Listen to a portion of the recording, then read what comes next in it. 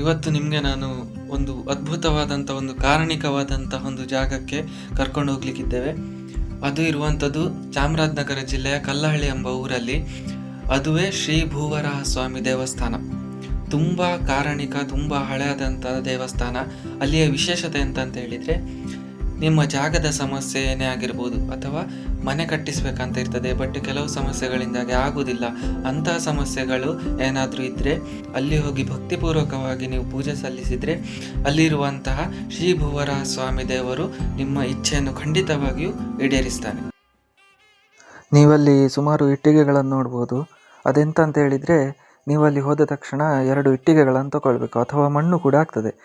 2 ಇಟ್ಟಿಗೆಗಳನ್ನು ತಗೊಂಡ್ರೆ ದೇವಸ್ಥಾನದ ಸುತ್ತ ಕೂಡ 2 ಇಟ್ಟಿಗೆಗಳನ್ನು ಹಿಡ್ಕೊಂಡು 3, 5, 7, 11 ಸುತ್ತುಗಳನ್ನು ಹಾಕಬೇಕು. ನಂತರ 2 ಇಟ್ಟಿಗೆಗಳನ್ನು ಪೂಜೆ ಮಾಡಿಸಿ, ಒಂದು ಇಟ್ಟಿಗೆಯನ್ನು ದೇವಸ್ಥಾನದ ಮುಂಭಾಗದಲ್ಲಿ ಅದಕ್ಕೆ ಪೂಜೆ ಮಾಡಬೇಕು. ನಂತರ ಇನ್ನೊಂದು ಇಟ್ಟಿಗೆಯನ್ನು ನಿಮ್ಮ ಮನೆಗೆ ತಗೊಂಡು ಬರಬೇಕು. ಮನೆಗೆ ತಗೊಂಡು ಬಂದು ದೇವರ ಮೂಲೆಯಲ್ಲಿ ಅದನ್ನು ಇಡಬೇಕು.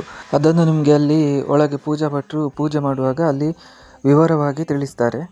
ಮತ್ತು ಎಂತ ಹೇಳಿದರೆ, ಅಲ್ಲಿ ಹೊರಗೆ ಇಟ್ಟಂತಹ ಇಟ್ಟಿಗೆ ಮೇಲೆ ನಿಮಗೆ 4, 5 ಅಥವಾ 6 ಹಾಗೆ ಕಲ್ಲುಗಳನ್ನು ಉಪಯೋಗಿಸಿಕೊಂಡು ಒಂದು ಮನೆ ಆಕೃತಿಯಲ್ಲಿ ಮನೆಯನ್ನು ಮಾಡಿ ಅಂತ ಹೇಳಿದರೆ, ಅಲ್ಲಿ ಒಂದು ಮನೆ ಆಕೃತಿಯಾಗಿ ಮಾಡಿ ದೇವಸ್ಥಾನದ ಎದುರು ನೀವು ಸುಮಾರು ಅಲ್ಲಿ ಮನೆ ಆಕೃತಿಗಳನ್ನು ನೋಡಿರ್ಬೋದು ಇಟ್ಟಿಗೆಯ ಮೇಲೆ.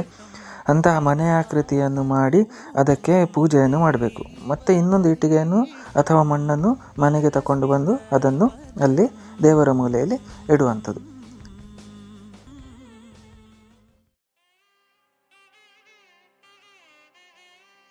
ಇದಿಷ್ಟು ಈ ದೇವಸ್ಥಾನದ ಬಗ್ಗೆ.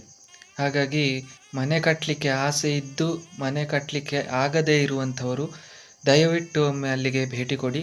ಕಲ್ಲಹಳ್ಳಿ ಶ್ರೀ ಭೂವರಾಹ ಸ್ವಾಮಿ ದೇವಸ್ಥಾನ. ಖಂಡಿತವಾಗಿಯೂ ಆ ದೇವರು ಶ್ರೀ ಭೂವರಾಹ ಸ್ವಾಮಿ ದೇವರು ನಿಮ್ಮ ಆಸೆಯನ್ನು ಖಂಡಿತವಾಗಿಯೂ ಈಡೇರಿಸ್ತಾನೆ.